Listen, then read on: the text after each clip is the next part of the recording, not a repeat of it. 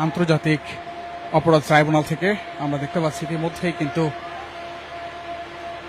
15 সেনা কর্মকর্তাকে আদালতে পাঠানোর যে নির্দেশ দিয়েছে আদালত,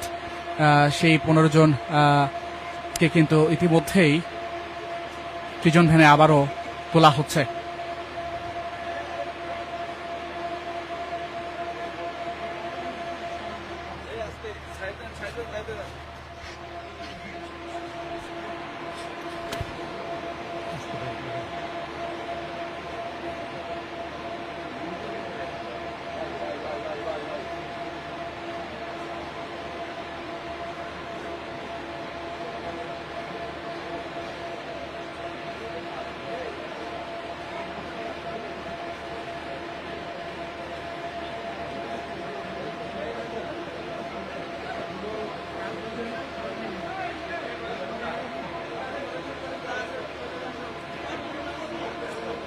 দর্শক, আমরা যেমনটি জানানোর চেষ্টা করছিলাম, আজকে শুনানি ছিল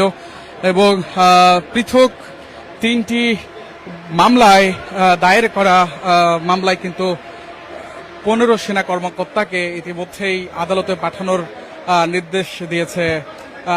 কারাগারে পাঠানোর নির্দেশ দিয়েছে আদালত। এবং সেই পরিপ্রেক্ষিতে ইতিমধ্যে প্রিজন ভ্যানে কিন্তু সেই 15 সেনা কর্মকর্তাকে কিন্তু ইতিমধ্যে প্রিজন ভ্যানে আবারও নেওয়া হয়েছে এবং তাদেরকে কিন্তু কারাগারে পাঠানোর নির্দেশ দিয়েছে আদালত। আমরা সেই চিত্র সরাসরি দেখানোর চেষ্টা করছি।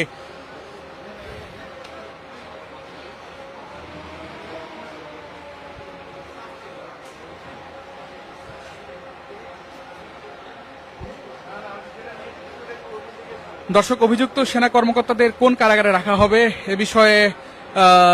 সাংবাদিকদের প্রশ্নের জবাবে তাজুল ইসলাম বলেন, আওয়ামী লীগের 1.5 দশকের শাসনকালে গুম খুনের মাধ্যমে সংঘটিত মানবতা বিরোধী অপরাধের মামলায় হেফাজতে থাকা 15 সেনা কর্মকর্তাকে কারাগারে পাঠানোর নির্দেশ দেওয়ার পরে তিনি কিন্তু ব্রিফিং করেন এবং ব্রিফিংয়ে তিনি বলেন এই ট্রাইব্যুনালে সকাল থেকে